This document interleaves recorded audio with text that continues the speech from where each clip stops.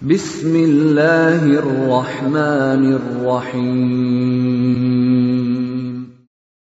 Waltakum minkum ummatun yad'una ilal khairi wa ya'muruna bil ma'ruf wa yanhauna 'anil munkar.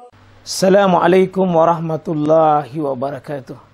Alhamdulillah wassalatu wassalamu ala rasulillah mabad. Allah berfirman, wajahidu bi amwalikum wa anfusikum. Berjuanglah kalian, berjihadlah kalian melalui hartamu dan dirimu. Hampir semua ayat-ayat berjuangan dan pengorbanan itu dimulai dengan bi amwalikum, harta kalian, harta kalian. Saya mengajak secara praktis dan kami sudah buktikan.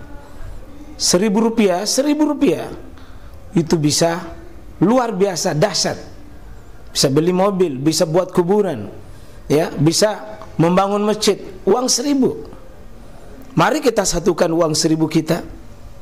Nanti kami jemput di rekening ini, insya Allah bisa kita buat. Di rekening ini, insya Allah kita buat sebuah kekuatan umat dengan Rp1.000. Rp1.000 dahsyat. Kita masuk di sini di kitab Umdatul Ahkam. Ini perkara hukum yang sifatnya dasar. Karena kita bahas di sini ya perkara-perkara yang sifatnya umdah, mendasar sekali. Kita sampai di salat dan kita masuk di babul qiraah fi shalah.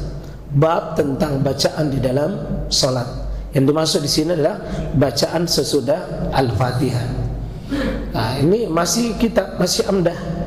Ya, masih amdah atau umdah karena sifatnya masih sangat mendasar dan ini masih babul fiqhul ibadah.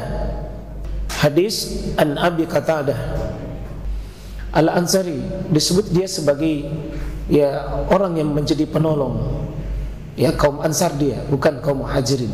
Ini tingkat kedua dalam golongan kaum muslimin, kaum Muhajirin, kaum Ansar.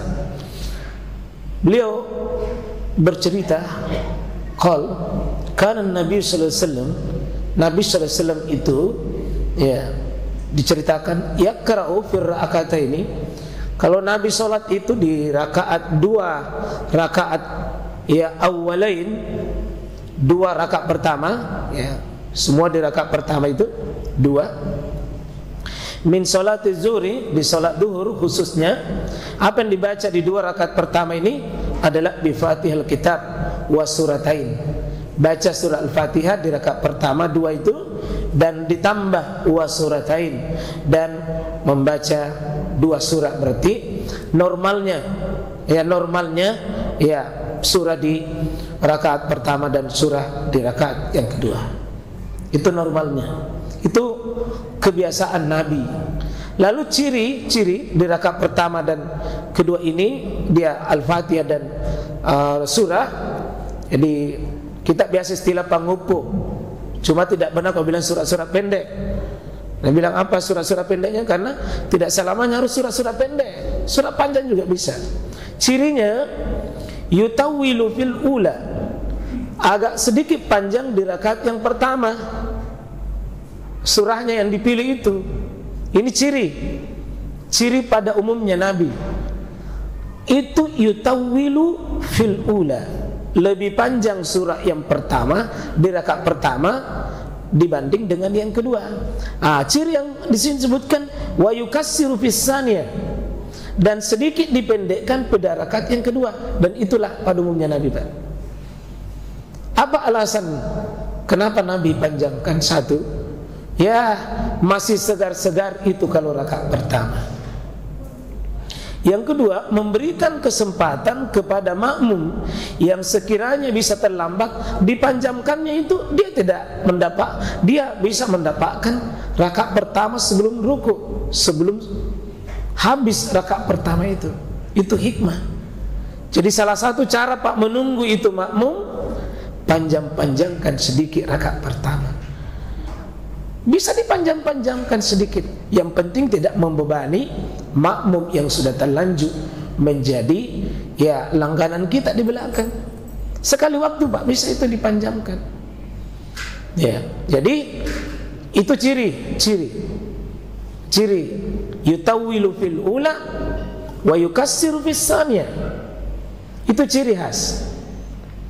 Ya. Meskipun nanti Bapak akan lihat tidak selamanya juga.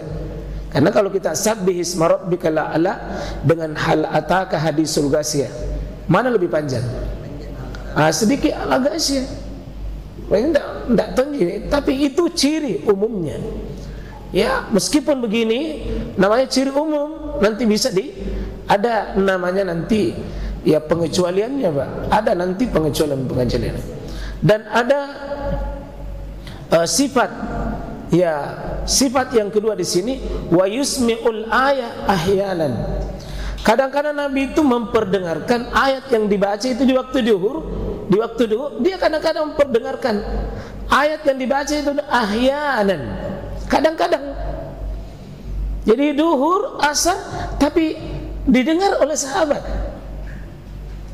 Jadi bukan bid'ah itu sekali waktu.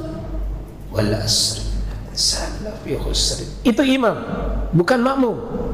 Kalau makmum tidak boleh memperdengar begitu, karena bisa membuat al-aza, gangguan di sampingnya. Tapi kalau imam tidak, bisa dia wa yusmi'ul ayah ahyanan, bisa memperdengarkan sekali waktu bacaan itu. Tapi ini Pak, bukannya terus menerus. Bukan terus menerus, dia cuma ahyanan. Dia sekali waktu saja. Nah, sekarang kita baca wa kana yaqra'u fil asri. Ya, Nabi SAW itu membaca di surah asar itu, di salat asar. Apa yang dibaca di salat asar? Bi Fatihal Kitab. Juga sama dengan duhur. Dan juga wasuratain, dan tetap sama, yutawwilu fil ula wa yukassiru fis saniyah. Dipanjangkan yang pertama, dipendekkan yang kedua. Itu ciri, Pak, ciri. Ya. Di sini wa fir rakatainil ukhrayain.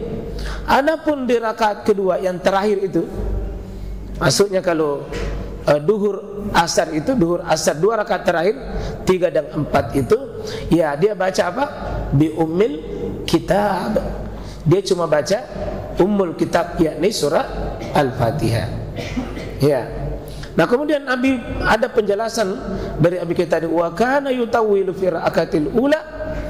Nabi sallallahu alaihi wasallam itu memanjangkan di rakaat pertama itu fi salatis subhi. Wa yukassiru fisania, dan dia tetap meskipun subuh juga dia tetap memendekkan wa yukassiru fisania. Dia pendekkan di rakaat kedua. Itu ciri khas.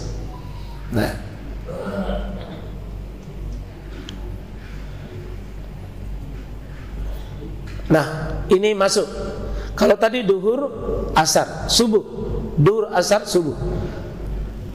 An Jabir ibni Mut'im radhiyallahu anhu qala, dari Jubair ibni Mut'im radhiyallahu an, sami'tu Nabiyya sallallahu alaihi wasallam, saya mendengar Nabi sallallahu alaihi wasallam yaqra'u fil maghrib, untuk maghrib dia baca surah apa? Bitur. Coba lihat Pak, ini tur. At-tur, berapa ayat surah At-tur? At-tur wa bi kitabim mastur, itu 49 ayat. Tapi dia baca maghrib. Artinya apa, Pak? Pada umumnya itu Nabi kalau maghrib, Pak, pendek. Pada umumnya kalau kita baca itu sifat bacaannya Nabi itu pendek. Tapi pernah Nabi itu sekali waktu dia panjangkan, Pak.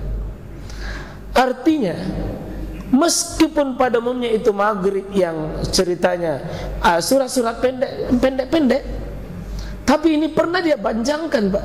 Dia bagi dua itu surah At-Tur 49. Sekali waktu. Jadi sekali waktu itu bisa. Jangan kaget, marah-marah kita bilang kenapa dipanjangkan. Meskipun ciri khusus surah yang dibaca Nabi itu adalah kalau maghrib umumnya pendek, kalau duhur sedikit lebih panjang dibanding asar, kalau maghrib pendek, isya itu sedang.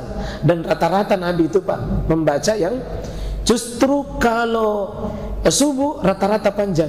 Tapi pernah Nabi membaca surah An-Nas dengan awatin saja di subuh, karena ada berapa sebab. Jadi begitulah fikihnya seorang imam bisa memahami secara umum